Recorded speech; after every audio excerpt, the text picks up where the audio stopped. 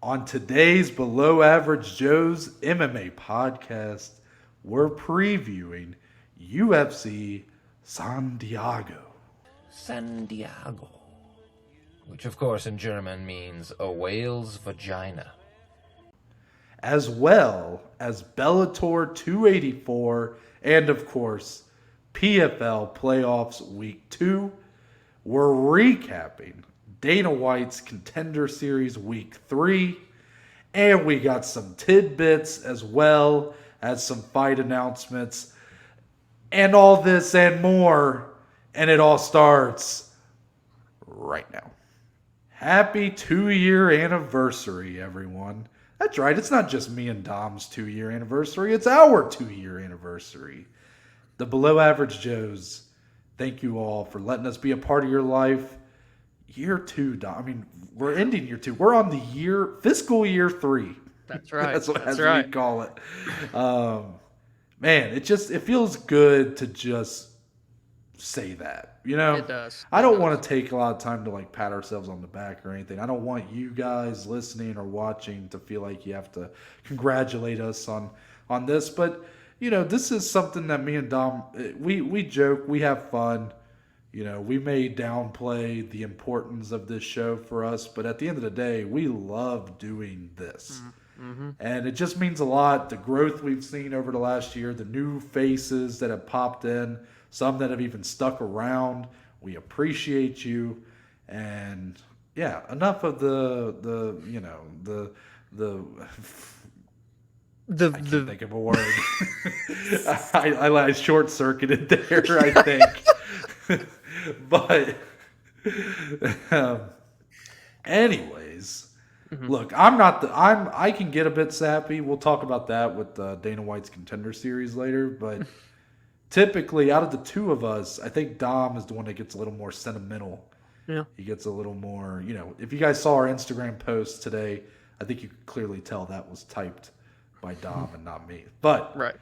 Dominick Cruz, the man to my right, the man who's got a big old party this weekend to celebrate his big achievement of becoming a master. Yes. How are you feeling, Dom? How much food do you plan to eat? And the big question on everybody's mind, will MMA be watched during the festivities on Saturday? Oh, I mean, do bear shit in the woods. Come on, Noah. This is it's such a perfect, just everything, right? The 2 years as we're recording today on Wednesday. We've got the graduation party on Saturday. Noah is going to be in my presence for the first time since UFC Columbus in March. It's middle of August already, so it's been a long time. We're going to be reunited, the Joes together. It's going to be a blast. No, the food I plan on eating, let's just say in the pool, you traditionally float. I'm going to eat enough to where I sink straight to the bottom. That's the plan. All the bros are going to be there. The fights, PFL at 2 o'clock. Well, really, they start before that, but the main card, you get the gist. Right at 2 o'clock, straight into 4 o'clock, UFC San Diego. It is going to be an amazing day, and I'm so excited to see you. I'm so excited to see our friends, to all be together with each other. It's going to be great. I'm so excited. Are you excited to be back at home, of course, with your family, but see the friends as well? No, not at all. That's what I figured. I'm just kidding. Of course, I'm excited. I not only get to celebrate you, but I get to see everybody who some people I probably haven't seen in like 4 or 5 years. I mean, it's going to be pretty nuts to see a lot of faces I have not seen in a long time. You know, I think a lot of people in high school, I bet a lot of people would have tabbed me as the guy that they could just not get rid of after high school. Like they would have been like the guy that's just always there in Carlisle. And that's really not been me. I mean, I kind of just never came back. So, literally won the superlative for most school pride, and then I just said, "Fuck this city, I'm out of here." But no, I'm really looking forward to it. I do have to ask you though. You mentioned a little point about eating so much food you would sink to the bottom of the pool, Dom. Do you subscribe to the belief? When I was a kid, whenever I would be at these little pool parties or I think my aunt and uncle, for a time, had an in-ground pool. My other aunt and uncle had an above-ground pool. Like, I've had some pools in my life, right? Yeah. One of our good buddies' grandparents used to live, well, actually, the neighborhood you live in now, they had a pool that I used to go to a lot. And I remember when I was real young, it was always stressed, if you eat, you stay out of the pool for 30 minutes. Because right. if you get in there, you're going to have a fucking cramp. Yeah. So, Dominic, do you subscribe to his belief? Have you witnessed or seen anyone who has failed to do this end up with a nasty, nasty cramp? I have not seen it, nor do I practice it, because really it goes back to the street tacos just a couple weeks ago. I downed 7. Me and my uncle having a street taco competition. We both tied at 7 apiece. Within 10 minutes, we were in the pool playing some games of basketball. We did not wait at all. Do I regret it? No. Would I do it again? Absolutely. And I'm probably going to do it this weekend. Yeah, see, Dominic likes to dance with the devil. And with that, we're going to transition into the weekend's action. Yes. But first, we want to remind everyone, if you guys would like, it's the 2-year anniversary. So we are gifting to you, the audience, an opportunity from PointsBet Sportsbook, who is now the official betting partner of the Below Average Joe's MMA podcast.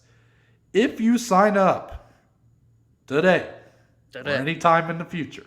Or that. For the foreseeable future. Also true. You will have your initial deposit 100% matched up to $2,000, and there is only one of 2 things you have to do to get it.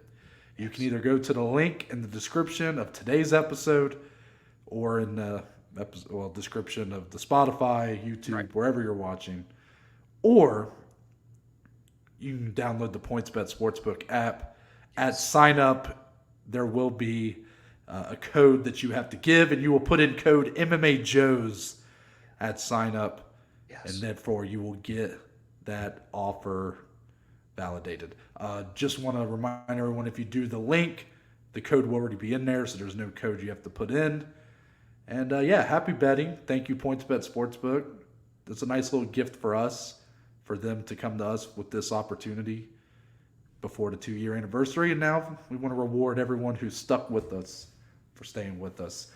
Absolutely. And Dominic, I guess, today's odds for the UFC and Bellator, I forgot to mention this, those odds are brought to you by PointsBet Sportsbook. So let's see them, Dom. Let's see the odds for UFC San Diego. San Diego.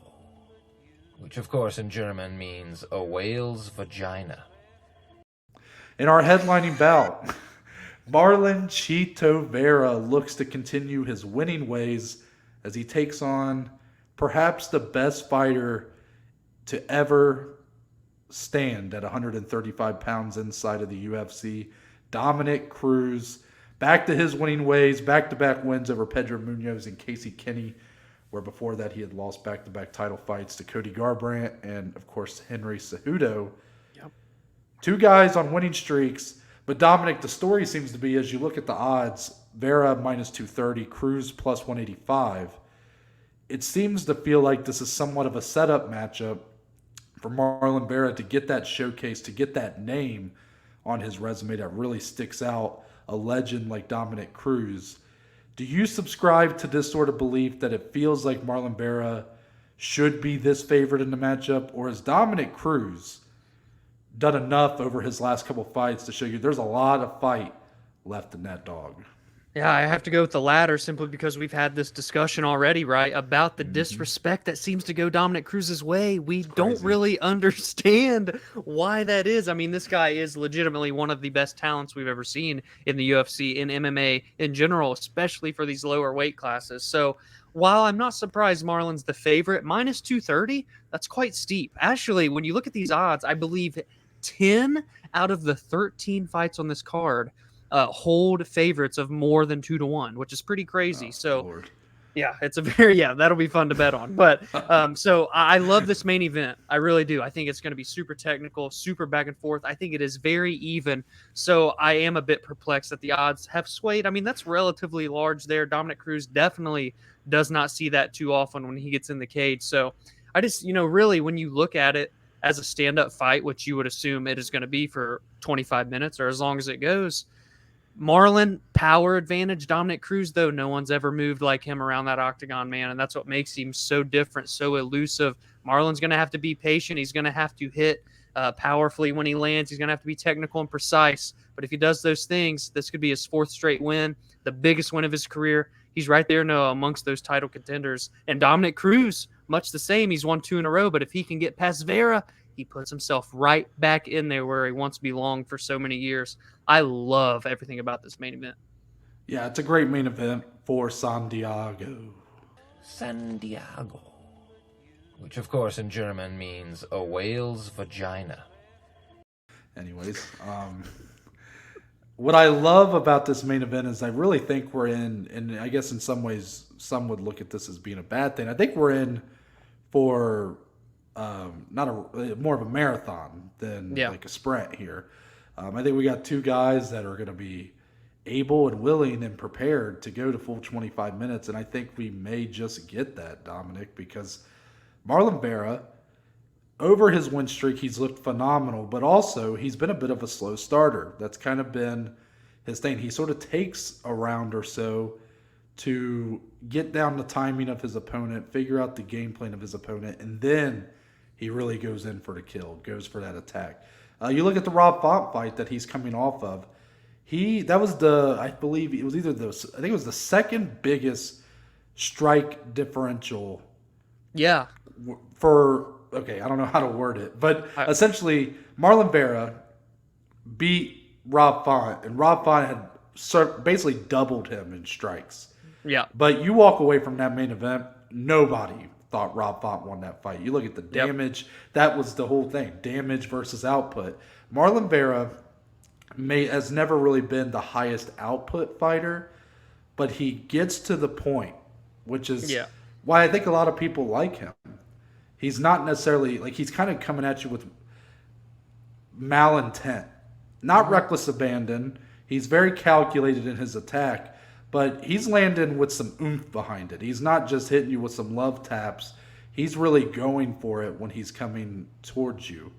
And I think you've seen that work well for him and on this win streak. I mean, the Frankie Edgar knockout's fucking brutal. Yeah. I mean, that was a fight Frankie Edgar was arguably winning up to that point. Yeah. So Marlon Vera, a bit of a slow starter. He does take his time to really, like I said, read his opponents. But Dominic, he's going up against the hardest puzzle to solve in this division, Dominick Cruz. Yeah. Dominick Cruz, this is Dominick Cruz 101.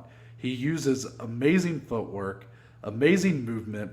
He sticks you with the jab. He's got very awkward, herky-jerky type striking style.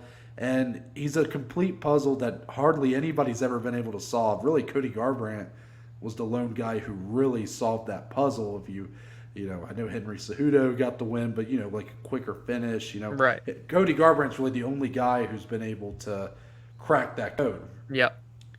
And for here, Dominick Cruz, everybody, he's like 36 now, and everybody thinks he's just done. He's had all these injuries, all these years off.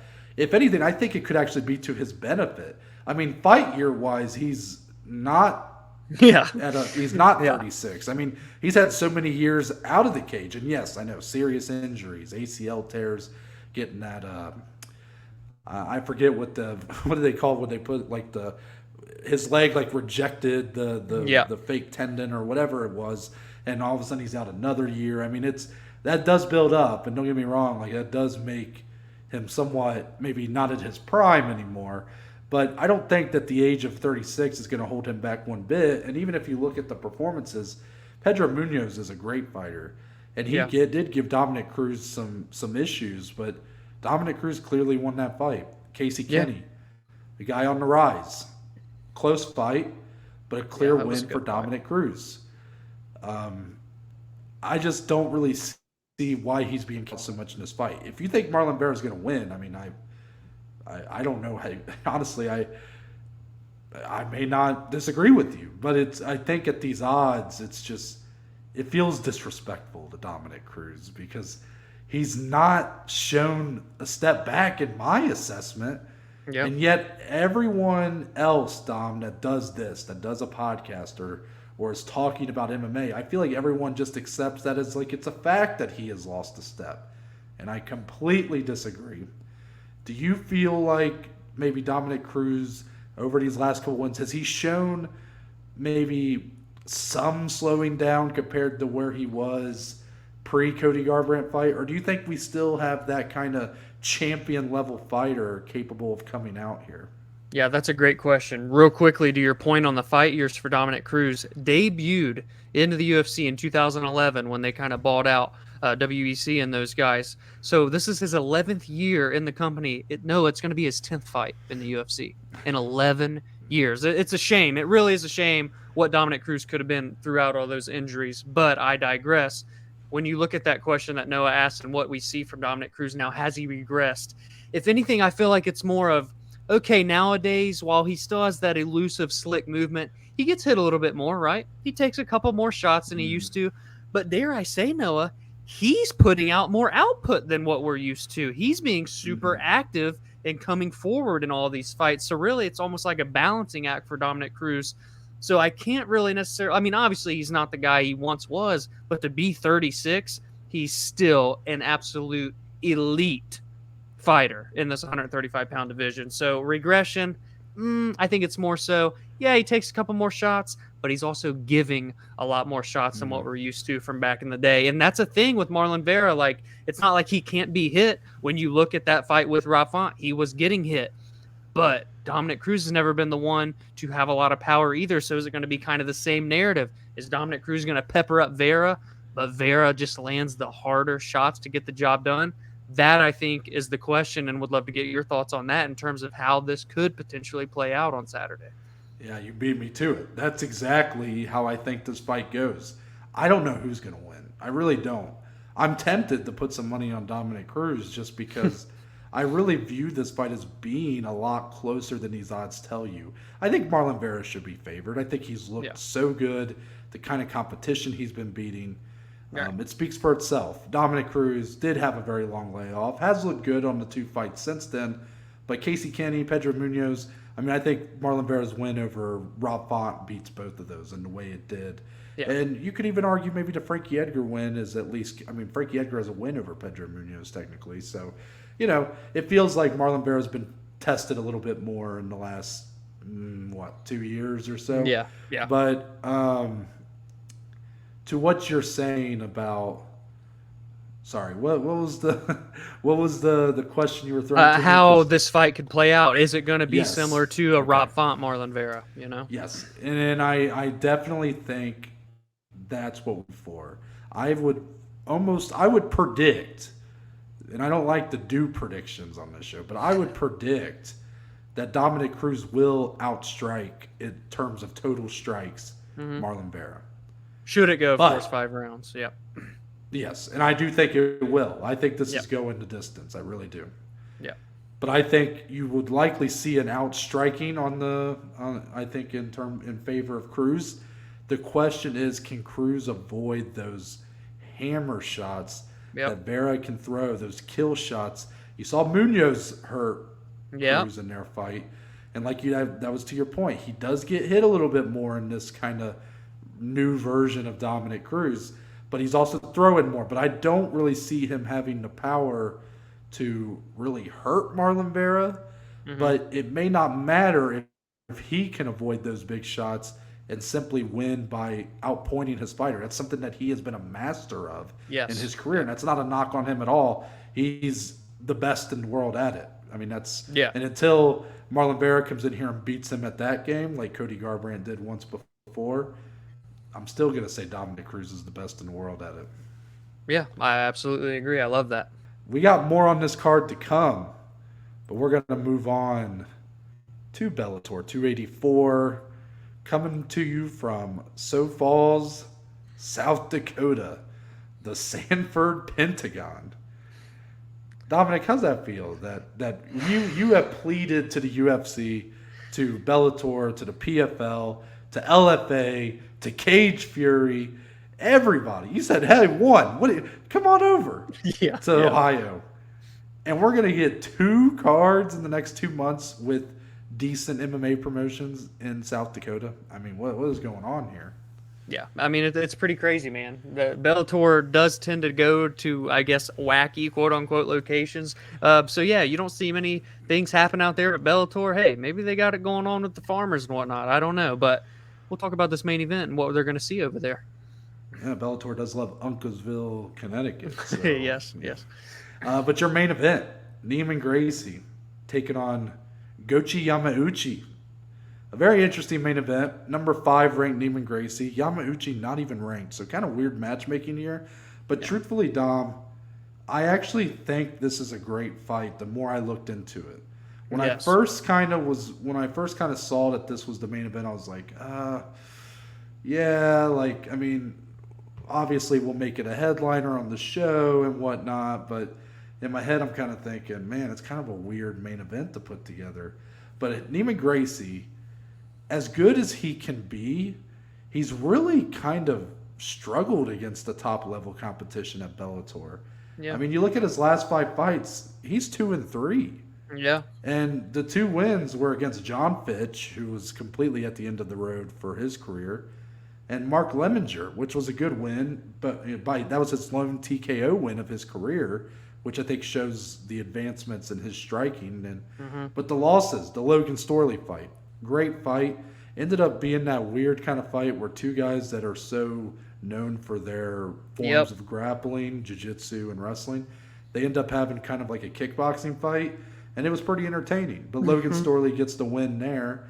And then his other 2 losses of the last 5, Jason Jackson and Rory McDonald. So it clearly the best of the best at Bellator in this weight class have given him issues. Yep. And not that he's been like, I don't remember clearly the Jackson or McDonald fights that much. But the Storley fight, it was a pretty decently close fight, but it was one that I thought clearly Logan Storley won. While for Yamauchi, Dom, he's 27-5. 21 wins via submission. I mean, and that's where once again we have to face what could be 2 guys, exceptional submission specialists, potentially having to cancel each other out, and they have to get it done on the feet. And for Neiman Gracie, truthfully, I like what I've seen from him over the last couple fights, but it's been against guys who aren't exactly going to bring the world down with their striking. So for Yamauchi, I don't really know how he'll mesh in that kind of fight, but I'm excited to find out how you feel about it. Yeah, absolutely. It could turn into what Logan Storley and Gracie was. It really could here because of that submission. They know the dangers that each other present. Do they even want to go down there and risk it in their respective realms? It could very much play out on the feet. For what it's worth, Yamauchi 2 knockouts, Gracie 1. So he technically has the advantage. No, I'm just kidding. But he's coming in with more momentum when you look at Yamauchi. And kind of just, I mean, he's 13-4 in Bellator, only 29 years old. He's been in the company getting wins for a long time, maybe just not against the names, of course, that Gracie has been fighting, but the dude is getting a number 5 opponent for a reason, at least so I would assume. So I really think this could be fun. And for a guy that has been in Bellator, paid his dues for a while, but clearly not ranked, this is his chance. He's won 2 in a row, both via first-round finish, 1 sub, 1 knockout. If he beats Neiman Gracie here, number 5, and catapults himself into contention, I think that says a lot for now what will be the 18-fight veteran. A lot of pressure on Gracie here. Really could, a loss here could take him out of that title picture, dare I say, for the remainder of his Bellator career. You never really know. He's only 33, but especially like with the wars that he's been in lately as well, this is a big-time fight for him. Not really much pressure on Yamauchi's side here, in my opinion. See, when I kind of look at this fight, I guess for Yamauchi, you look at his resume, he's been in Bellator for a long time, but none of the competition is nearly what Neiman Gracie has fought. But, like I already said, Neiman Gracie's biggest opponents are the ones he's lost to. Yep. So that's why I feel like this fight becomes a lot more competitive. I think the odds kind of show that. Gracie under -200 at 185. Yamauchi at +146. I clearly think Gracie deserves the respect for the resume, for taking on those kind of opponents, and he's looked pretty competitive in most of his fights.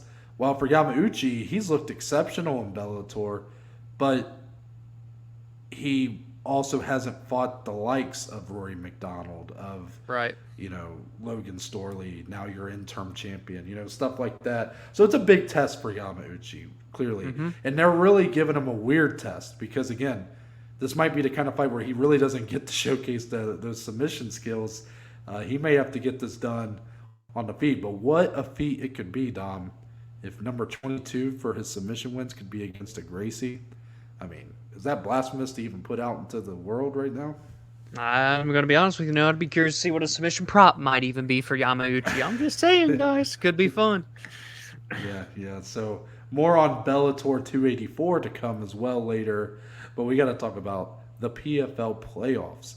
And Dominic, this is actually coming to us Saturday afternoon because we're in Motor Point Arena in Cardiff, Wales. So how about it? They are, again, PFL with their playoffs. They're making that push into the UK. We know next year PFL Europe set to launch. Actually, John Morgan had an interview with the CEO of PFL. I believe it was released. I don't know if it was yesterday or today. I haven't had a chance to go through it yet. It wasn't, from what I've seen, I haven't seen any video on it. It was like a written word interview.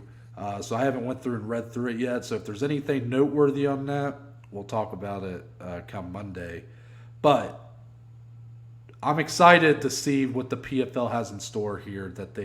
This is obviously you're going to see a lot of guys on these cards that are going to be a little more unfamiliar. These are guys that they're hoping to bring into their PFL Europe kind of space. So it's going to be interesting to see how they sort of explain it on the broadcast. And because there's a lot of questions still about what this means, what this could look like. And I'll be curious to see if there's anything different in terms of the presentation. Will the commentating team be any different? I think it's going to be, I'm very curious to see what it looks like. But of course, Dominic, we're going to focus on those 4 playoff matchups. What, I guess, is kind of sticking out to you going in here? You got Rory McDonald in your main event. He's taking on the undefeated Magomed Umalatov. I cannot get this guy's last name right. Umalatov. Yes. Magomed Umalatov, who is undefeated, is an absolute hammer. I think he's got 10 wins via KO TKO out of his 12. Yeah. And Rory McDonald, obviously has fought the much better competition, but coming off a very just deflating, disappointing loss to a man a little bit lower on the card, Sada Busai. Yeah. And he's going up against Carlos Leal, who's probably been the biggest surprise of this year, coming off of his dominating win over Ray Cooper III, who was the champion, of course, of this weight class a year ago. Mm-hmm. And, of course, we have the heavyweights as well on here. Matthias Scheffel coming off of his big upset over Bruno Capoloza. Yep. Capoloza was still supposed to be in the playoffs, but he had to pull out. And now Scheffel gets his chance here against Denis Goltsov. And then, of course, Ante D'Elia, who had an absolute war with Capoloza at the championships last year. He's back in the saddle again, but taking on that behemoth, Henan Fajera, who it seems like is just all or nothing in the PFL. So, Dominic, actually, I think I just hyped myself up for this card even more than I already was. I feel like every matchup here has something to really sink your teeth into. What's sticking out to you? Oh, man, I've been going back and forth as you kind of entered this card because while I like every fight, and obviously it's a big deal, the winners get to the finals clearly at the end of the year, but I fear that in all 4 of these matchups, there's potential for a dull fight. And that is what I'm very much so worried about. So honestly, rather than a specific fight, I'm just going to say, in terms of a fighter, I'm looking out at Carlos Leal the most because his performance against Ray Cooper III was outstanding. Absolutely dominated that fight, pillar to post from round 1 to round 3. He looked amazing. The fact that he almost got screwed out of being in the playoffs still angers me, but all is right in the world because he's getting a chance here.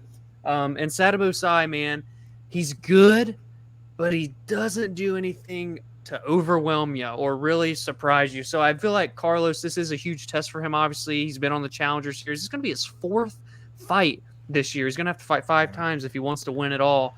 But if he can just go out there and look like any bit like he did against Ray Cooper, I think he can really get the job done. So Carlos Leao is the fighter I'm looking forward to the most. If I had to pick a fight in terms of what I think could be the most exciting, it's got to be D'Elia and Ferreira, just because it's 2 heavy-hitting guys. 15 finishes for Ante, 8 out of 9 for Renan Ferreira, 2 behemoths, 6'8" versus 6'9". I mean, these guys are going to be so big in that cage, man. So I think that could definitely be the best quality is a strong word, but the most exciting fight. I'll put it that way, because I do think a finish could come there. But again, when I look at these matchups, I get that fear we could be in for a couple lackluster ones. I don't know how you think. I see what you're seeing a little bit. Yeah. Admittedly, the card last week, while I enjoyed my experience watching it, some dull fights on there. There were. I mean, if you're looking at the playoffs, especially the Omari Akhmedov Josh Silveira fight, that fight just really made me angry because, of course, I had an inside the distance prop in my what would you call it? My Hail Mary parlay, and it ends up being like the worst fight I've ever seen. So, just terrible stuff all around there. But and even OAM's win, like we've been big on OAM, so it was like it was a surprise at how dominating he was over Alex Martinez. Not the most exciting fight. Really, it was the opening bout between Rob Wilkinson and Dylan Monte that kind of made it worth it. And then some of the other fights on the prelims and post-lims were kind of exciting too. Here, I kind of feel the same way, Dom. Like I almost feel like this is one of those cards that even though you're coming for the PFL playoffs, like these are the fights that are going to determine your championship. I think where you're going to get your bang for your buck on this ESPN Plus card, it might be on the prelims or post-lims. I don't know if there's post-lims for this card. There are. Yep. Okay, so they're doing the same thing. I think that might be where you get a lot of these diamonds in the rough, a lot of these showcase performances, these big standout finishes and whatnot. There's the potential for that on here. I mean, Renan Ferreira has the 2 fastest knockouts in PFL history. Yeah. But then you look at his last fight, and I mean, he just got schooled when it came to the ground game. And I think it just showed that while he's an exceptional athlete and an absolute towering behemoth, his actual skills are underdeveloped right now. TBD, Yeah. And Ante D'Elia is very polished, I think, at this point. Yeah. He may fight the smart fight and not try to get into a swing and bang and just look to take it down. For me, the main event is actually the fight I'm most excited for. I want to see how McDonald bounces back, of course. I wanted to try to go with a different fight, not do the main event. But truthfully, I love Rory McDonald. I root for him. He's put on so many exciting fights, and it's clear it's taken a toll on him. Yeah. He never quite was able to reach that true ceiling that we thought he had. And really, I mean, we were talking about Anthony Pettis. I mean, there's a lot at stake here for Rory McDonald. He is only, I believe, 2-3 in his PFL career. So a loss here makes him 2-4. So it's like, man. And then you look at Fabricio Verdum was another signing we haven't even seen. He retired. It only had 0-1, or I don't even know if that loss didn't count. Yeah, no contest. Yeah. So those signings just have really not worked out in terms of the actual, I guess, payoff in the cage or whatnot. But I like this matchup with Magomed. Umalatov. There you go. Just nice and slow. I struggle with it. Umalatov, he's filling in here as well. He was not originally in our playoff bracket. But I like what this guy could bring here to this fight. He's a wrecking ball on the feet. He's a bit unproven in terms of the actual talent he's fought. But 12-0, 10 knockouts. I want to see if he can really bring something out of Rory McDonald here. Can the Red King return perhaps and earn his spot into the final? It's interesting. Really, all these fights it's boom or bust all over this playoff card, I think. So, but still, something I would highly recommend everyone tune into. Prelims start at noon on Saturday. It should be good stuff. Absolutely. So excited about PFL playoffs. Let's move on to a little bit of recap here, Dominic, for last night's Dana White Contender Series card. A lot of discussion about this one. Yeah. And I'm a little upset. I'm going to admit it. I'm a little upset. Are you going to ask me why I'm upset? Noah, why are you upset? Because I thought I was like the smartest guy in the world. I mean, I was ready to come on here, give my take on this Bo Nickal situation. I thought I was like the first person to think of it. And then I see that like a lot of people on Twitter are saying the same thing. Yeah. And then I watched the beginning of the MMA hour today. Didn't even watch the whole episode, just like the first half hour. And Ariel, almost word for word, says what I put That in our huge. group chat. Yeah. So now I almost feel like if I say it, it's just going to come off like I'm a swagger jacker, like I'm just stealing someone's style. Yeah. So I'm kind of annoyed. I think you should say it anyway. But Dominic, before I give my piece, Okay. I've got to throw it to you first because Yeah, it makes there's a lot to go over here. I mean, yeah. If you feel like, again, I feel like Bo Nickal's the obvious one here, and I think me and you are both going to have our thoughts on this. But as far as the whole card, Bo Nickal included, what was the biggest standout performance, fight, or just overall thing to happen on week 3? Yeah, so 3 contracts given out, right? We had Clayton Carpenter get one, Eric Silva, and Jamal Pogues. Obviously, the standout performance outside of Bo Nickal, because he didn't get a contract, technically. Again, Noah will go further into detail. Eric Silva came in and absolutely starched Boy Nanzarov, all right? But Dana kind of had some takes after that fight. He didn't feel like Anvar was in the right weight class or whatever. Mm-hmm. I mean, I guess, but I don't remember when the fight started having that thought run through my head. If anything, you want to talk about a weight discrepancy, it is the Jamal Pogues and Paulo Renato fight, because Paulo should absolutely not be fighting at heavyweight. He should be fighting at 170 pounds, and Jamal, he shouldn't even be fighting at heavyweight. He should be at light heavyweight. It cracked me up that was Dana's reasoning. Because I'm like, wait a minute. That's the fight you're talking about? I was like, everybody on Twitter was saying that these two guys didn't look like natural heavyweights. And yeah, I will say, and again, I'll let you finish your point. It was a weird card in terms of matchmaking. It was weird. I think it was. I don't think this was Sean and Mick's finest outing here, and I think Dana was. I think he showed that. I think that was what he was getting at. Was he felt like those two were slacking a little bit on this one. But continue your point. And none of that's a spite on Eric Silva, because he looked amazing. He came in, got the takedown, and absolutely dominated until he got the TKO a minute and 30 in. So he rightfully got the contract. Very excited to see what he can do. He's an exciting fighter with a ton of finishes. I guess for the other 2 contract winners, more so, I don't know, like the Clayton Carpenter contract kind of surprised me a little bit. Really? Yeah, like, truthfully, I felt like when I watched the card in immediate aftermath, before Dana came on the screen, because I watched it with my dad, and I said, well, that was easy. There were 2 finishes, and to be honest, I think there's going to be 2 contracts, Bo Nickal and Eric Silva. Well, Bo technically didn't get one, and then Jamal Pogues and Clayton Carpenter also got a contract. So, again, both guys won decisively, but I just didn't feel like it was that. Again, you made this off recording, so I'm not trying to pull the words out of your mouth and take credit for it. But last week, it was so much prioritized. All the hype going into week 2. You need to perform. You need to do this. You need to do that. Get the finishes. Nothing matters what happened before this night. It's nothing matters. There. Yes, we don't look at your stats or nothing. Or Dana. It matters what you do in front of me in the UFC Apex in Las Vegas on a Tuesday night. And to me, only 2 of those fighters did that, and it was Bo Nickal and Eric Silva. So it's not a spite on Clayton Carpenter and Jamal Pogues, and I know you're going to go more insightful on Jamal's side of things. All power to them. They're in the UFC now, but is it going to be a mistake in hindsight to make these signings for them not to necessarily pan out at all in the UFC? Time will tell. I could be completely proven wrong, but the floor is yours. I cannot disagree with you on the Jamal Pogues signing. If I look at it at just the fight itself, that was a pretty bad fight. And I respect Jamal Pogues for what Dana said. He took the fight on short notice. He wasn't in his natural weight class.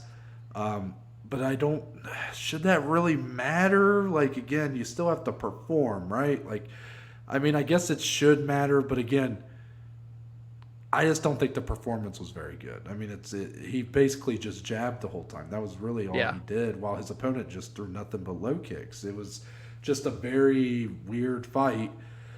But the softy in me was won over by Jamal Pogue's post-fight interview, which Dom missed. That's why he. Yes. I believe if you had seen it, you may have been affected as well. I won't go into the detail of what he said exactly because everybody saw it. It's just, man, I couldn't help but feel happy for him when he got the contract. You could tell that really meant a lot to him. And I know it means a lot to everybody, and everybody has a story, and everyone has these things that they're going through. But, man, just the way he articulated everything and the emotion he showed, I couldn't help it. I rooted for him to get the contract. I was like, fuck it, just give him the contract. Like, please. Like, I couldn't help it. But I recognize also that the performance didn't warrant that contract. Mm-hmm. You know, maybe bring him back for another week on the Contender Series where he can actually fight at 205. Like, that would have been. But you give him the Bo Nickal contract, like, right? Yeah. To me, though, the thing and about Clayton Carpenter, I really enjoyed his fight with Edgar Chairez. I think that was overall the fight was the best good. Fight. Yes, it was a great fight, and I think why I liked Carpenter getting the contract was because I thought it was just a high-level fight. Yeah, and like true. I think Edgar Chairez, or I don't know if I'm saying that right, Chairez, he looked exceptional in round one. That striking was also another huge size discrepancy, by the way, in this fight too. He looked massive, but this was 125, Dom. Like Clayton Carpenter, I don't think is a small flyweight. I just think Edgar, and I think he's a bantamweight. I think it ultimately sort of bit him in the ass in rounds 2 and 3. I think he had probably a tough weight cut here because he looked massive. It was a back and forth fight. Both guys had their moments. Clayton Carpenter using a lot of wrestling to get the victory, which was the smart way to do it. He was active in the guard and active in top position. He was always trying to advance. He really had to battle through adversity. And he was undefeated coming in. He was like this hotshot kind of guy that was heavily favored. I feel like both guys, like honestly, I wouldn't have been mad if he gave both guys a contract. Like I just thought both guys in that men's flyweight division that's not overall very deep could use guys like this. And so that's why I was happy with him getting a contract. But we got to talk about the elephant in the room here, Dom. And there is someone on the hot seat. And it's, of course, Yianni the Greek. Yianni the Greek is having some historically bad betting weeks here to begin the season. And I just got to tell, as a fellow bettor myself, Yianni the Greek, keep your head up. We're in this together. Yes. Everything will be okay. I mean, the broadcast, man, they were just making it worse, too. They're like, oh, look, he hit on his bet. And it was like a minus 345 favorite. I'm like, Yianni the Greek is like, just shut the fuck up. Like, I know I'm not doing good. They're like patronizing them, Yeah. So, all in all, Yianni the Greek, hot seat. That's what everybody's been talking about. I saw that. Yeah. But in all seriousness, Bo Nickal. So, he, of course, was not given a contract by Dana White, to everyone's surprise, but instead offered another spot come later in the season. Mm-hmm. Now, if you look at this at face value, it's weird. It's very weird. You're like, okay, why put him on the show if you knew you weren't going to give him a contract because he's 2-0 or 2-0 now, 1-0 before. Like, why? Like, he's done that before, if you remember, where I forget who it was. Someone won a fight and they were like 3-0 or 4-0, and he said, "Oh, get a couple more wins and then come back." And it was like, well, why? But like he said, his reason for not giving the contract was because he didn't have enough experience. It's like, well, why put him on the? I know Dana's not the one I'm like, assuming booking these cards, but it's like, what? It just doesn't make sense. So Bo Nickal. So the reasoning was that Bo Nickal is only 2-0 now. And now I can't even like take credit for this being like an original take because everybody said it. It's pretty clear we're all being played a little bit. That this is all like a pro wrestling like facade. Yeah. Like, I love the Contender Series. I still love the Contender Series. But damn it, man. Everything about this week, this card, went against what Dana said last week. Yes. Which is what's so funny. Like, everything about, it doesn't matter what you did before, it's what you do right now. I don't know anything about these guys before they come in. They're all on equal playing field. Bullshit. Because clearly, Bo Nickal already has some sort of contract. Or and I'm not saying that he already has a UFC contract, but there is an understanding that Bo Nickal is going to come in here and wipe the floor with Zachary Borrego, because Borrego was only 3-0, I think, in his own right, and was like a plus 1,800 underdog. I mean, it was absolutely absurd that they would put that matchup together, but that's what's going to happen when Bo Nickal's put on this show, because he may already be a top 15 middleweight in the UFC. Like, Isn't that crazy? Yeah. The wrestling, he's a 3-time national champion. I mean, he's absolutely insane. Yeah. But with any other fighter, and this might be similar to like a Greg Hardy contract, because Greg Hardy got the same where he he got a contract, but it was to fight again on the Contender, I think. I don't remember how exactly. Yeah, what they call them, developmental deals is what they called them, I think. Yeah, which I guess is a little different than what Bo Nickal got. But basically, there have been plenty of guys. Caio Bahaio, right? He had to fight twice last season. Yeah. Dana offered him another. Well, I don't even know if that night when he won the first one, I don't know if he got offered another spot later in the season, or if they just gave him one later. Let's say he did. Let's say he said, "Hey, we want to bring you back for another week on the show, for whatever reason." Caio Bahaio, in that time frame between those two fights, Bellator or PFL could have dropped a bag that said, "Please come fight for us." And then he would be like, "Well, I don't want to make 12 grand or whatever from when I can go make this much with PFL or Bellator." So then he could just go. So you're trying to tell me that the UFC turned down Bo Nickal and said, "Hey, take another fight on the Contender Series where you're going to make, 12 and 12 or whatever." And PFL and the Bellator aren't about to give this guy hundreds of thousands. I mean, this dude would be the best fighter in maybe either promotion right now. Oh, this guy has Bellator written all over him in terms of when they go and grab people to bring him up from the start. That's Bo Nickal. Yeah, it's crazy that neither of these two promotions, and I'll even put in one in there, and I mean any of these promotions, it is shocking that none of them tried to throw a bag at this guy. And maybe he was just gung ho on going to the UFC, the best of the best and all that. True. And he knew that over time it would pay off and he would get the big bucks. But the UFC and Dana, they're trying to pretend playing hardball, almost we're going to give him another fight on the Contender, see if he's for real, and then we'll bring him in and give him a contract. Bullshit. He has a contract of some sort. It's and he's likely going to get a very similar opponent. You know what I mean? Yeah. Let's say some guy that's 20 and if he gets mollywopped in his next fight, would be they may be well, we're not giving him a contract. But there's some sort of he cannot go sign with another promotion right now. That's the reality. Yeah. And if anybody says otherwise, then I got this really fancy oxygen I'd like to sell you, So I don't know. It's very obvious what's going on. If it's easy to just kind of get absorbed in the moment, or just not realize it in the moment, just because he is only 2. If you don't know much about Bo Nickal, it's easy to kind of fall for it, because he is only 2-0. Yeah. But you just have to understand the pedigree that he's coming into this with and how good he's looking. That this guy is already maybe top 15, maybe top 10 middleweight in the UFC, and the UFC is not going to let a guy like that. They're not going to leave it the chance for PFL or Bellator to come in here and swoop him away. So he's under contract. I mean, that's just the way it is. Yeah, excited to see him fight again, though, for what it's worth.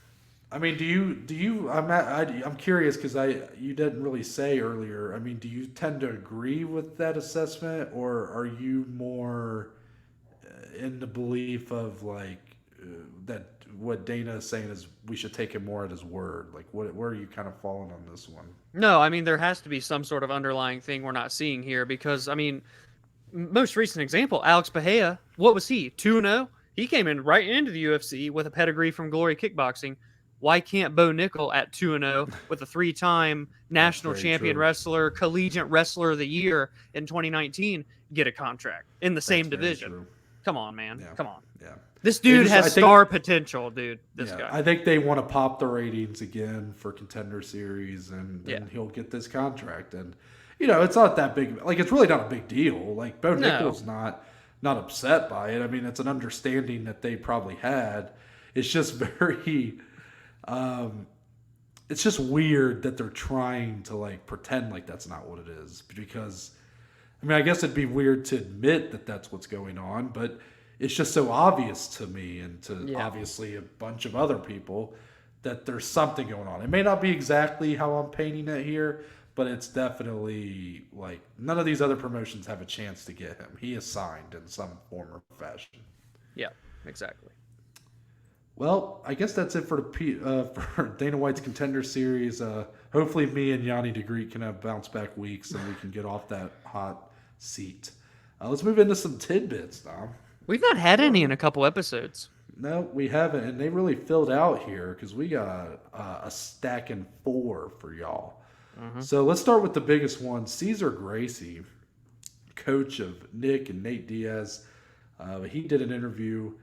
This was the first time he's really spoke out about Nick Diaz and kind of all the shit that went down with UFC 266. We had been wondering for months following that fight, like what happened? Why did the weight get changed at the last second? Why did Nick, his figure look, after he had already gotten himself into great shape just a few months prior, why did he all of a sudden look like more dad bod? Something just felt off about the whole thing, right?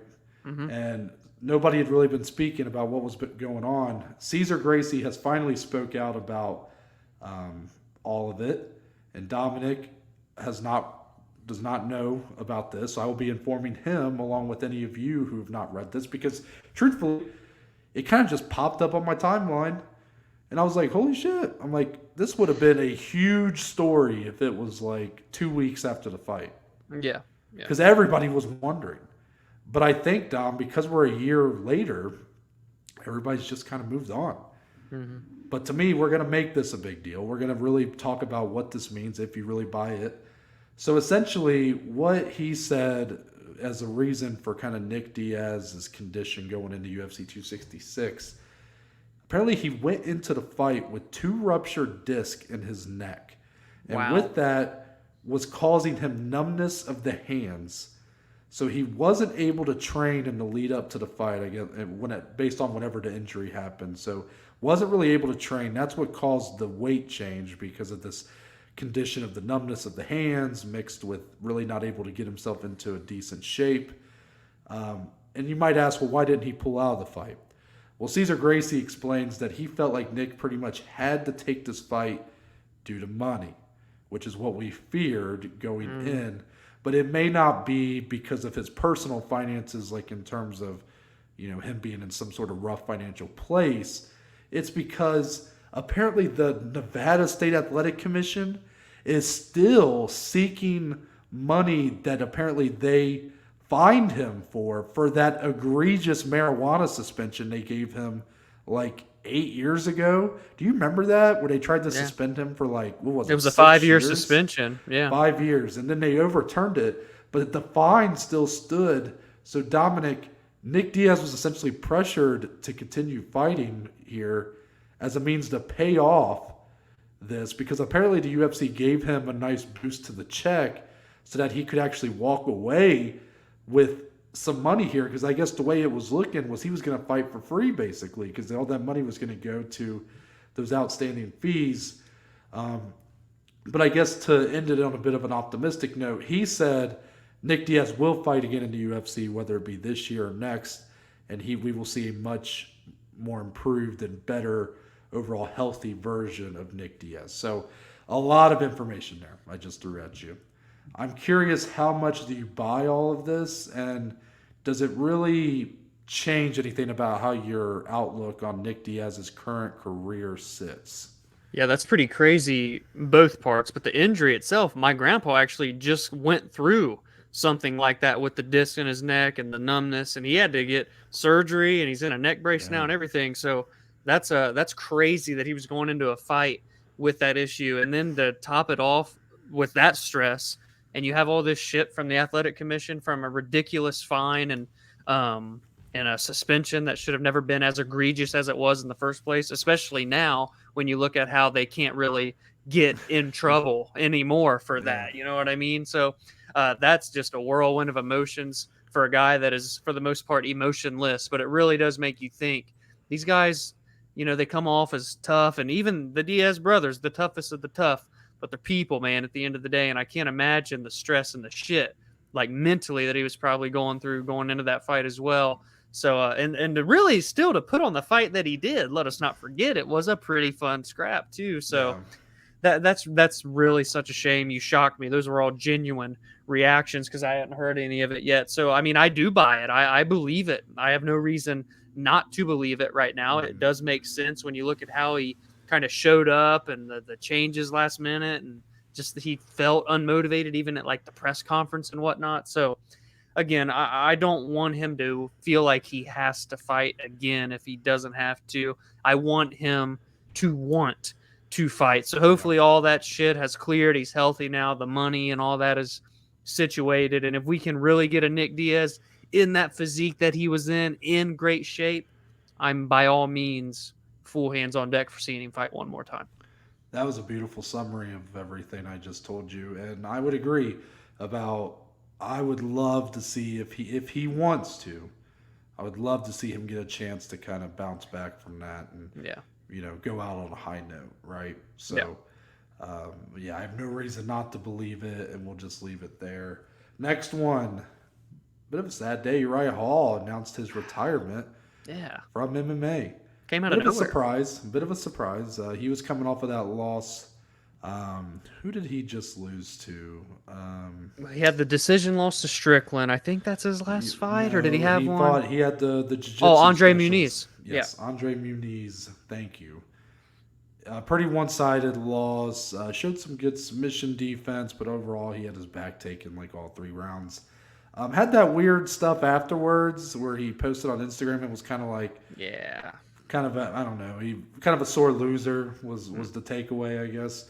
And then he announces his retirement. So, an interesting career for Uriah Hall. Obviously, we would be lying if we acted like his career was, amazing. I know it may not matter now because he's retired, so maybe we should, for now, just, talk about the good things. To his credit, one of the biggest, as far as like the Ultimate Fighter alumni, I mean, that guy probably got a bigger career boost from The Ultimate Fighter than almost anybody else in the history of that show. Yeah. Coming out of that show, people wanted him to immediately fight Anderson Silva. And isn't that crazy? That just shows you how dangerous, how scary he looked on that show. I mean, the knockout where, again, there's like no fans really. So you hear that guy he hit him with the spinning wheel kick and he falls down and it's hard scary to watch. Yeah.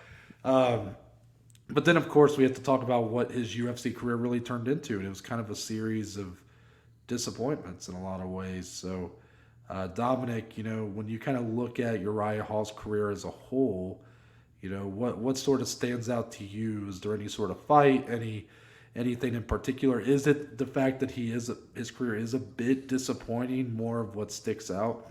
I know it's a shame, right? But it has to be that. This guy was physically just such a freak, gifted at what he could do, and all that hype that Noah mentioned coming out of the Ultimate Fighter and that insane viral knockout.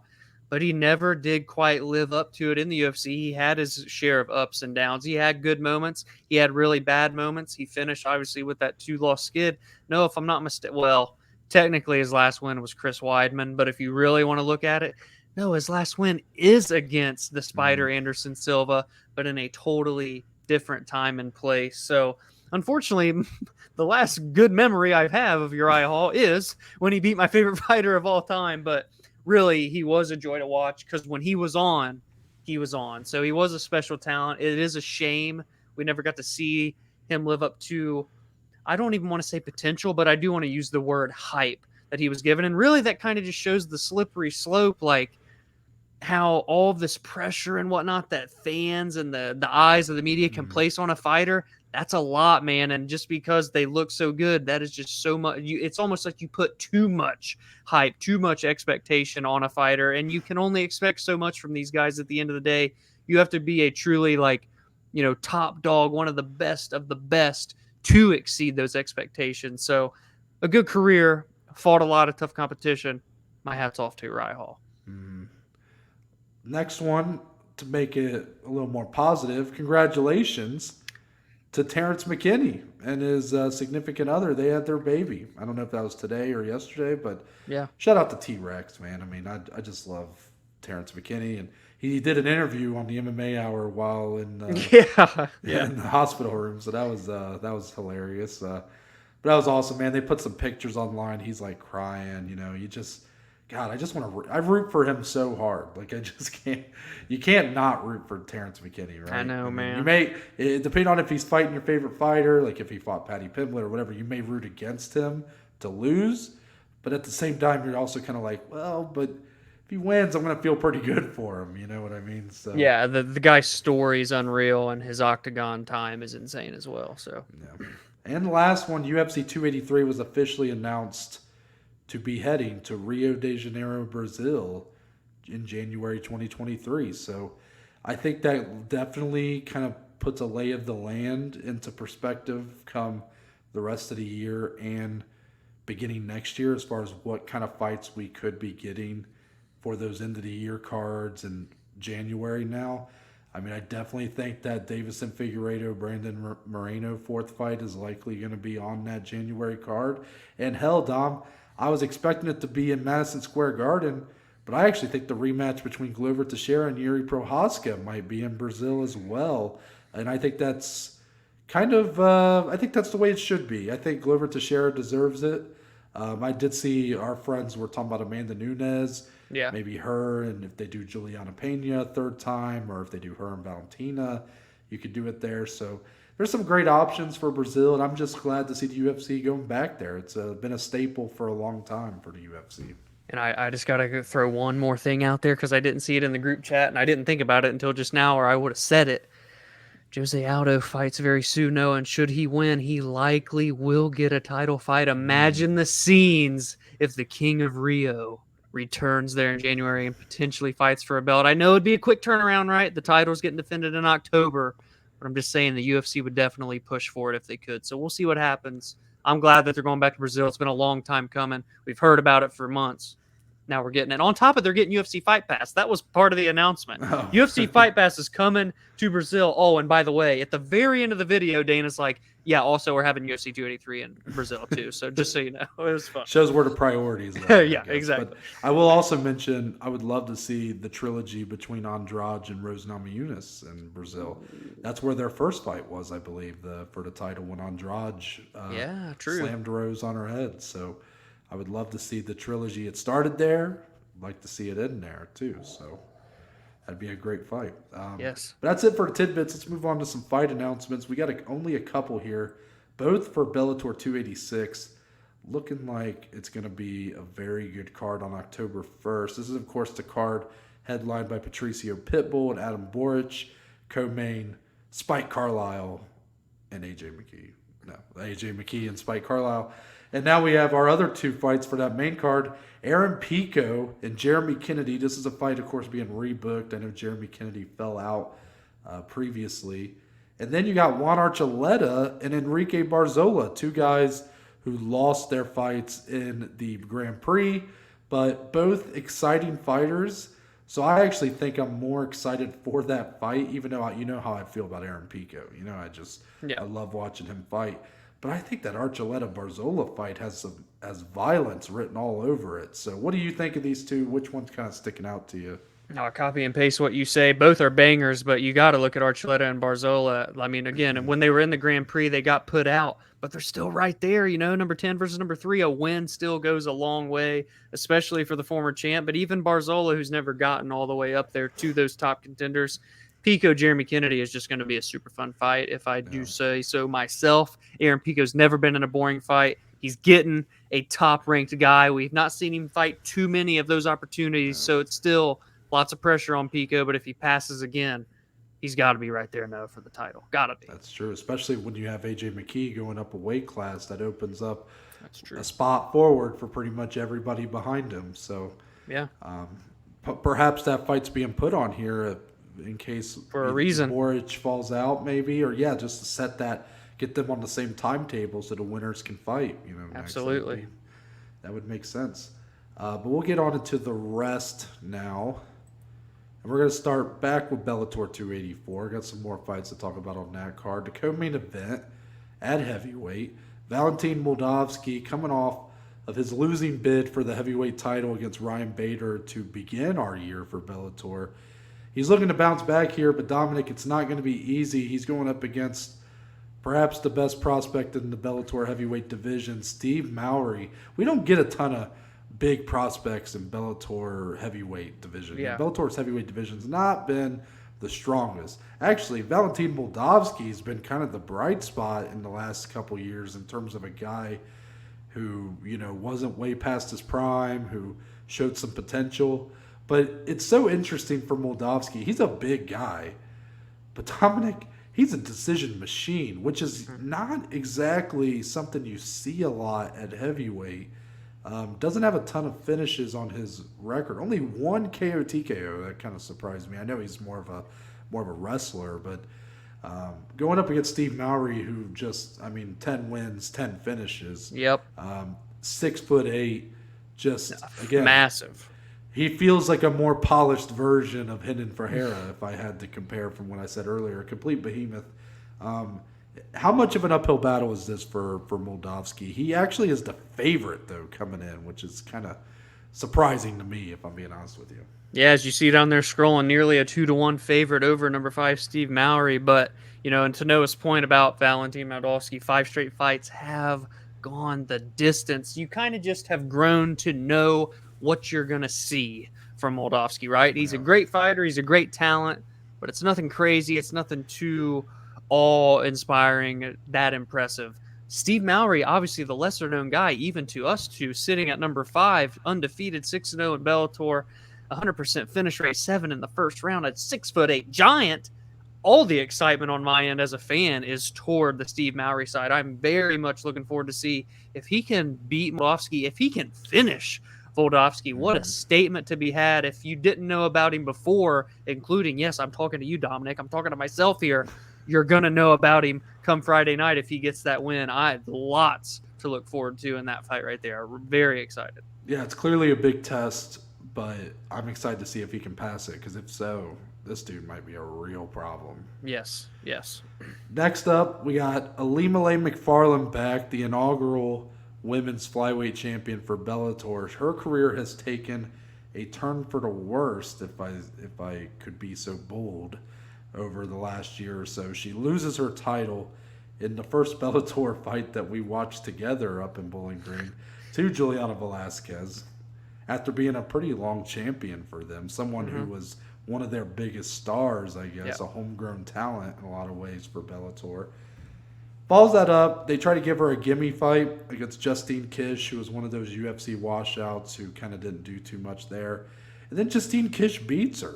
Yep, and fighting on this card too. Yeah, and fighting in the prelims. So Justine Kish now ranked number 7.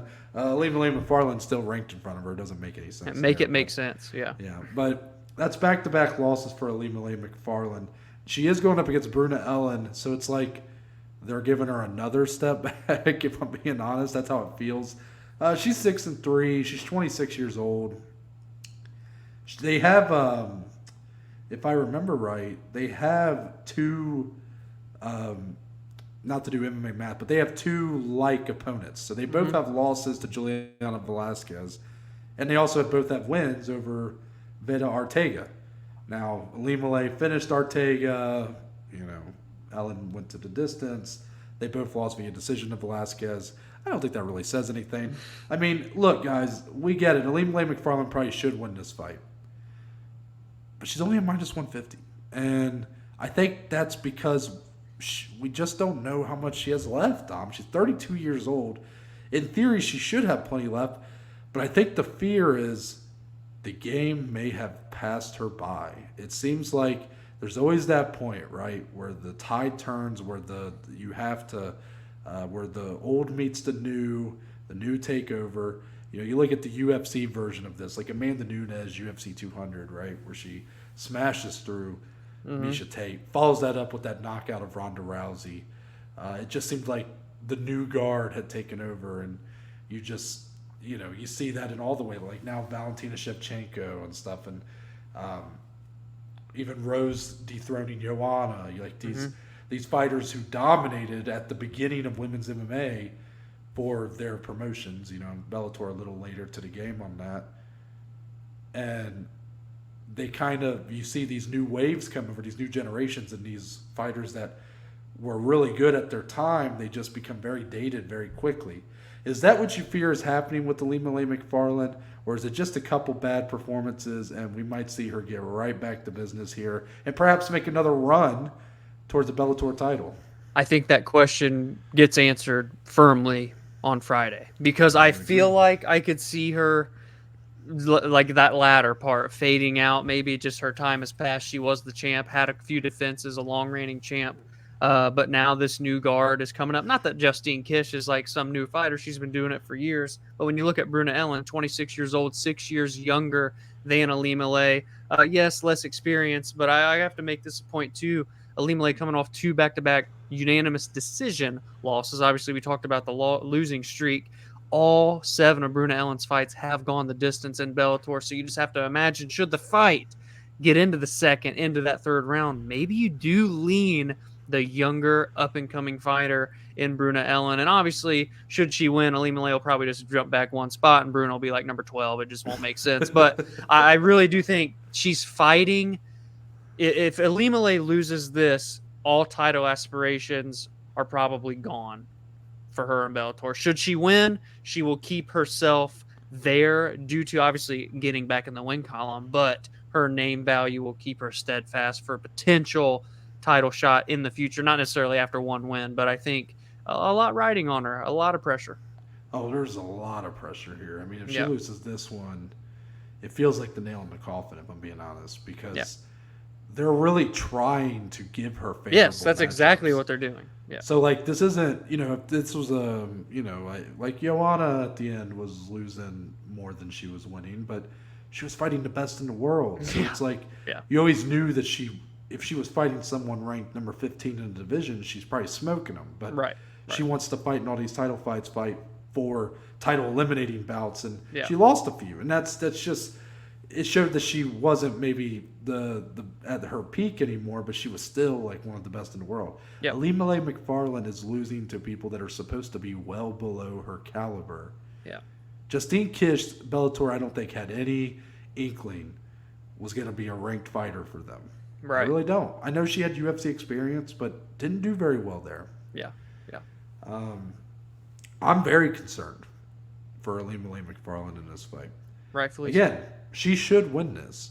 But if it's dull, if she doesn't look good, to me that says almost as much as if she loses. Like, it's true. I think she really needs to inject some life into this career of hers that she's still trying to kind of get back on track. I mean, that last fight, Dom, that was in her home of Honolulu, Hawaii. Oh, yeah. I forgot about that. And she, I mean, thoroughly just beaten for 3 rounds. So, a lot of pressure. I don't envy the situation, but I do fear. I'm not saying Bruna Ellen is going to be like the future of this division, but I do fear that the game has just passed her by. I mean, I think we always kind of looked at Ilima-Lei like she was very talented, but it was always clear, like some Bellator champions you look at and you go, oh, like Patricio Pitbull or AJ McKee, or, you know, even maybe, I don't know, Vadim Nemkov / Corey Anderson. You know, like you look at these guys and you go, oh, they could really compete perhaps for a UFC title. I never felt that way with Ilima-Lei Macfarlane. I mean, especially once Valentina Shevchenko became the champion at 125. Like, even at Alimalay's best, I didn't think she stood a chance to be a champion in the UFC. So yeah, fair. It feels a little bit like she was the best when the talent wasn't at a very competitive level, and now that it's catching up, seems like she is falling behind. I agree. But I hope she proves me wrong, and I will say so on here if she does, because she's totally capable of turning back the clock. Mm-hmm. Last one. For Austin Bellator. Vanderford. Yes, for Bellator. Austin Vanderford also looking to bounce back from a title-losing performance. His a bit more substantial against Gegard Mousasi, who's since been dethroned by Johnny Eblen. And that was a pretty thorough minute-and-a-half beating that Austin Vanderford took in his shot for the title. He's taking on Aaron Jeffrey, who's getting his biggest chance in Bellator to really make a splash here. He's been looking pretty good for Bellator. Back-to-back wins. Last one via TKO. But he's most known to people who watch MMA. He's most known for his 2 losses on the Contender series, He is that guy that's kind of, he feels like he's capable of doing some things here in Bellator. I don't love, again, the matchmaking, because I do think Aaron Jeffrey could be. Yeah. If you really gave him a chance to kind of work his way up, I feel like he could maybe be a pretty reliable guy for Bellator. I mean, he's fought some good opponents.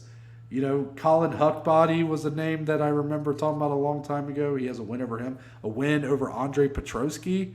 That's a great win. Yeah, finished win. TKO win over him. Yeah. So it feels like a guy that's capable of doing some good things, maybe even being a real threat here in Bellator.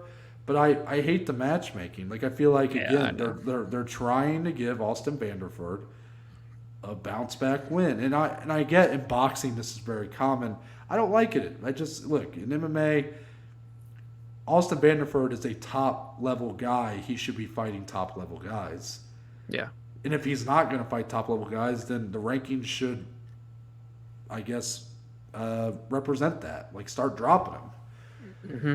Yeah, so, I do think it's a competitive fight. More so, I don't know what the odds say because I didn't pay attention when they came by. But I do think Aaron Jeffrey could be I'm assuming he's an underdog. He could be a reliable dog here. Yeah. But I feel like I don't know, maybe they don't know what they have in Aaron Jeffrey, perhaps. Yeah, Austin minus 182, Aaron Jeffrey plus 150 on the comeback. But your point, when you say that the matchmaking you don't like, especially for Aaron Jeffrey, because this is someone that you feel like could be built up. I mean, the guy's 12-3, coming off 2 back-to-back good wins. Why not give him the chance to build up? Instead, you're throwing him into the wolves, the number 2 Austin Vanderford. But it works on the other side of the coin, too, because it's clear Bellator has wanted to push Austin Vanderford. Very clear. But what if Aaron Jeffrey all of a sudden just comes in and upsets him? Then all the balls you had in the basket of Austin Vanderford are gone. And I guess, yes, you could say, oh, well, just pass it on to Aaron Jeffrey. But I just feel like this is one of those guys Bellator wants to be the champion so bad. And so I think that's why they are setting this matchup up for him to get an easy win, quote unquote. But it's not quite that easy. And I think it just throw a big wrench. Aaron Jeffrey could throw a big wrench in the plans of Bellator just potentially there. So. Imagine you get Justine Kish beating Ilima-Lei Macfarlane, and then she ends up, ranked behind her. Yeah. Aaron Jeffrey here beating Austin Vanderford, and they rank him behind Austin. Well, they will. And then Spike Carlisle pulling off the impossible. You already said this one, damn it. And upsetting AJ McKee, and they rank him behind McKee. I mean, and McKee's not even ranked at lightweight yet. Spike Carlisle would beat him and not get a ranking. They'd be like, well, he didn't beat a ranked fighter. So sorry. Right. The impossible no on Spike? Come on, man. Impossible? I'm going to have to bet on him just because of that. I want to see what the odds are going to be. I know. I did see the poster with him on it, and I was like, man, that's our guy right there, Spike Carlisle. Fucking Spike. Woo! Yeah. But anyways, we're going to move on to UFC San Diego. San Diego. Which, of course, in German means a whale's vagina.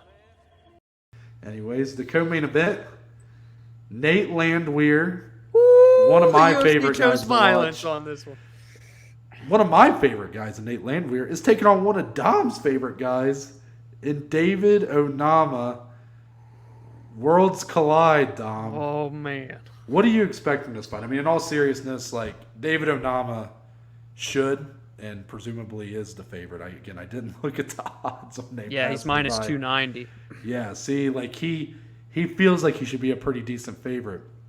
Man, if Nate Landwehr puts it all together, he's so talented. The problem is, man, he gets so wild and crazy that he gets caught. That's been the thing that's happened in multiple times in the UFC. I remember Herbert Burns, nasty knockout of him. David Onama is going to find that chin if he performs like that. I mean, David Onama is just he's exceptional. And to me, this fight, though, for as long as it lasts, I'm excited to watch it because I just think both guys are coming in here ready to kill. Yeah, there is no way. And The Rock means no way that this fight is going to be boring. Absolutely no shot. I'm putting it out there all on the line. You know how these statements go on our show sometimes. This is such a sick fight. I'm War Onama all the way, but I know Nate Landwehr is a dog. He's going to bring the fight. David Onama can get hit, but if he just fights it smart, man, he is so technically good, and he saw the improvement, or not even improvements, but we saw him on the ground for the first time, and the wizard that he is down there, too, that you wouldn't expect. Don't blink, guys. They put this fight in the co-main event slot. The co-main event slot of UFC San Diego for a reason. It's going to be awesome. Can't wait. And I think it's a good thing that the UFC moved this card around a little bit because this should be the co-main event of the card. I agree.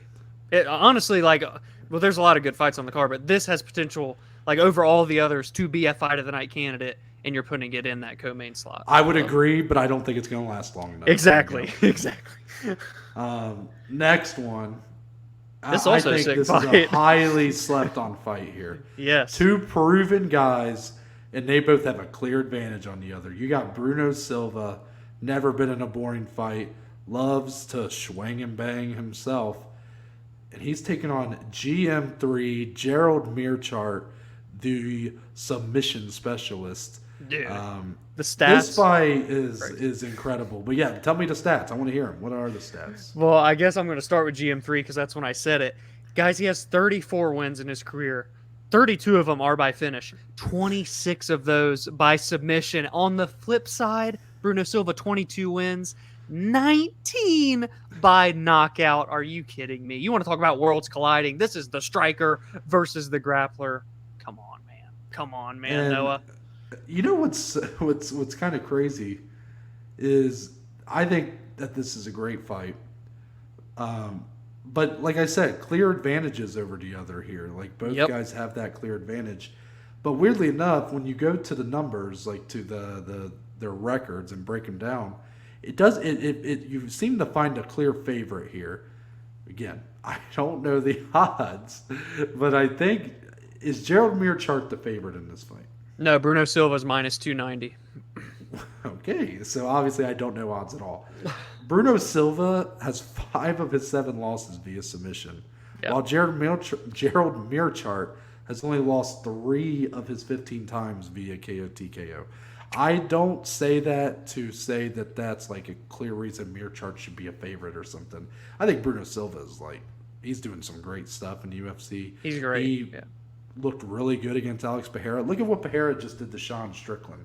Yeah. And then look at how Bruno Silva fight him. Who fought him tit for tat for 3 rounds. Yeah. I mean, he got beat up, but I mean, he took it in stride, you know. Yeah. I don't know. I really don't know who's going to win. I don't know how it's going to go.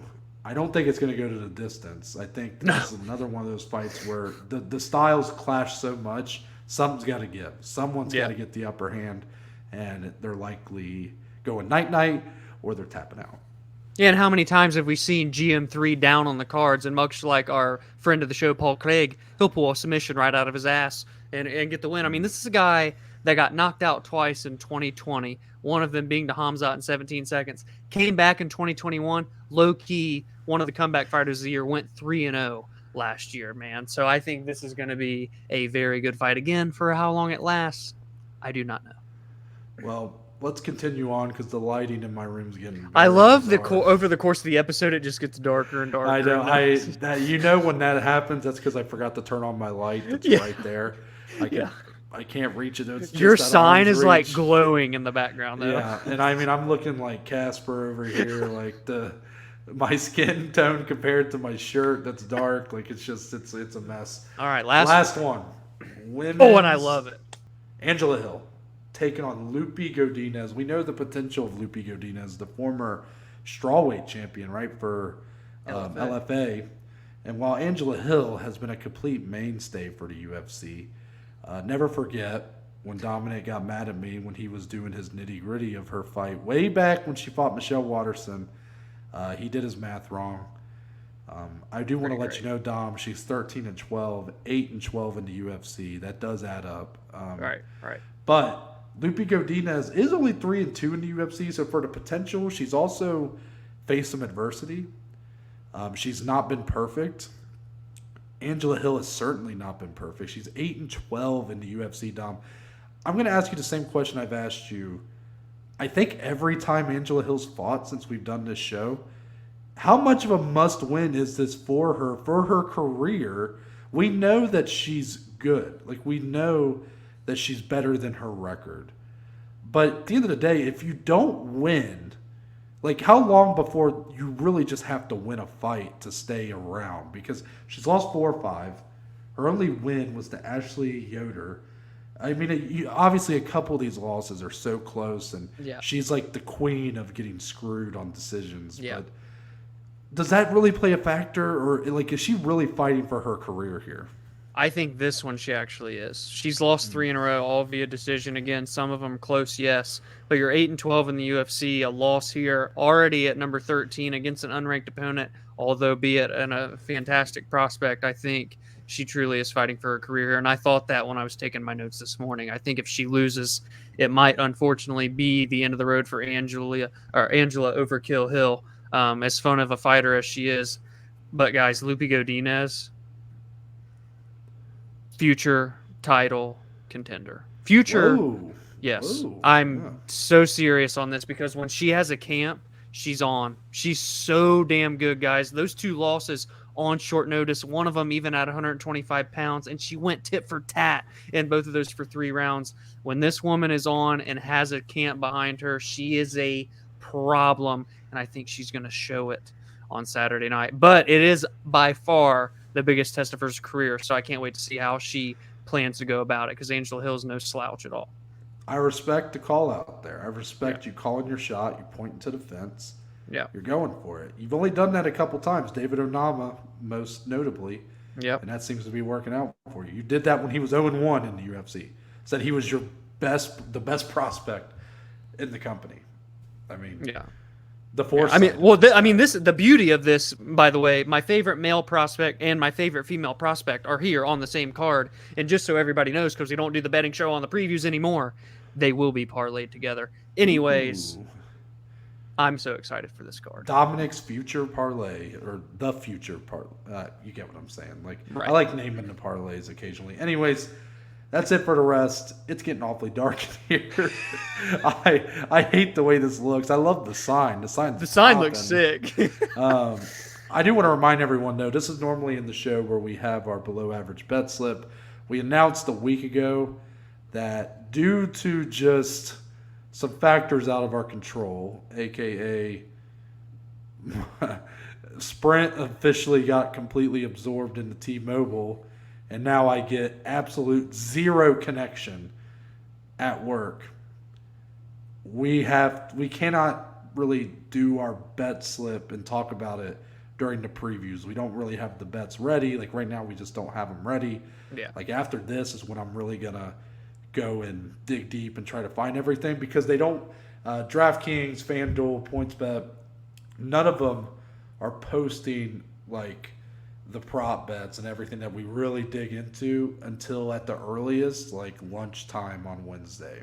Yeah, and that's they're just not consistent, you know. They're not consistent, and I mean that would be okay if like it's just an occasional and right off we don't do it. But to me, it's just becoming really hard to even give myself enough time to put a good amount of time into and thought into these bets, and we need that. And that's what I'm going to blame all my L's on. I mean, maybe Absolutely. that's what Yanni the Greek is going through. I don't know, but regardless, because of that, it's really important you guys follow us on social media. So Twitter, the Instagram at BAJ_MMA podcast. Even follow us on TikTok. You may not see any bets on there, but who knows? Dominick's a wild man. He's a wild card. True. He likes to dance with the devil, like I said. He might do something on there. Right.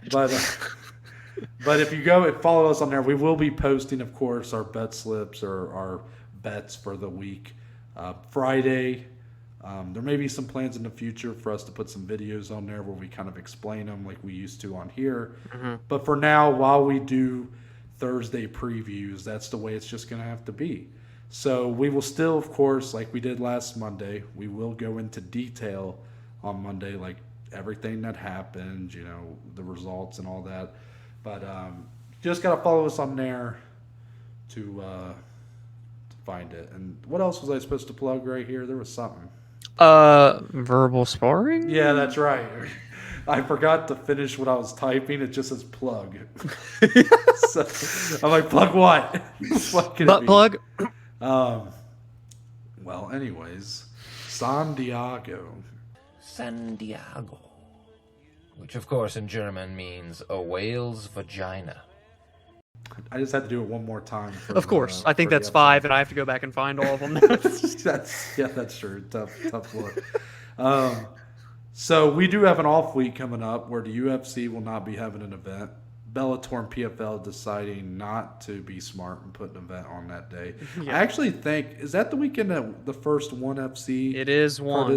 So we do have that, but we probably won't preview it. We'll just talk about it. Unless there's like a crazy amount of news, because we don't want to just preview one fight. We want to have a full episode. You know what I mean? Yeah, I completely agree. So we will be giving you guys content, though, that week. And I want you all to get excited.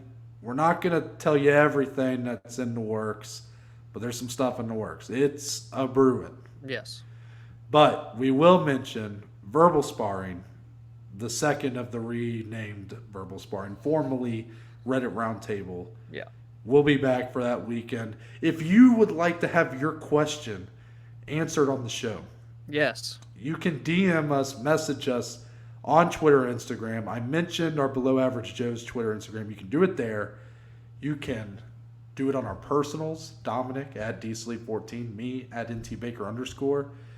You can also record a voice message. We haven't plugged that in a while, but both of our bios, I believe it's still in your bio, right? Or is it still now just it's on there. Okay. It's at the bottom of the link tree. It takes you to the link tree. At the very bottom of the link tree, there's a link there that takes you to our Anchor page. Shout out to Anchor. Yes. And there you can record up to 60 seconds of voice message, get your question, and we can feature it on the show.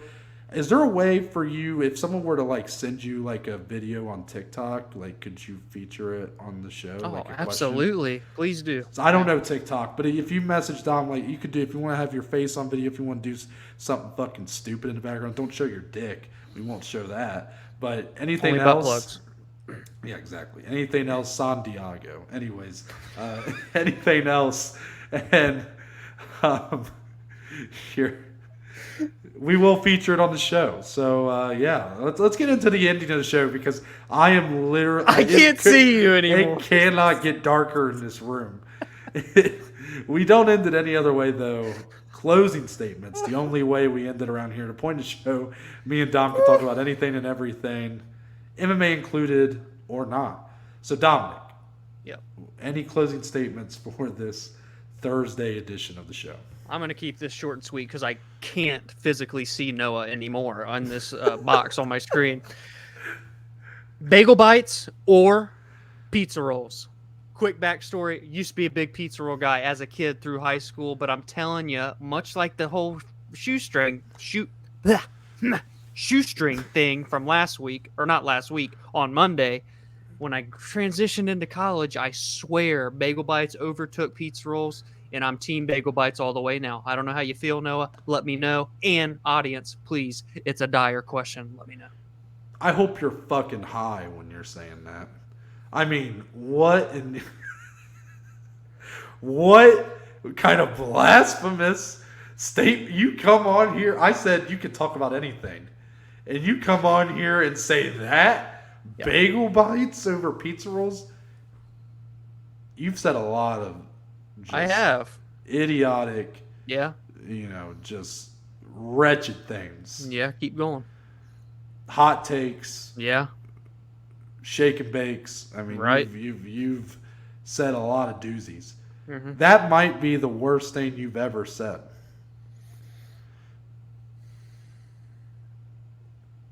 Joe's. So for my closing statement, no, I want to go ahead. Go ahead. What's your call to the Joey community? What Joey community, don't let me down. Ladies and gentlemen, we got him. I don't know why I thought of that, but you don't have to put the clip in there, Dom. Okay, because I have it on my phone. I have Dom doing a lot of work here on the clips, so I'll say. Well, I think I might have one more, but closing statements.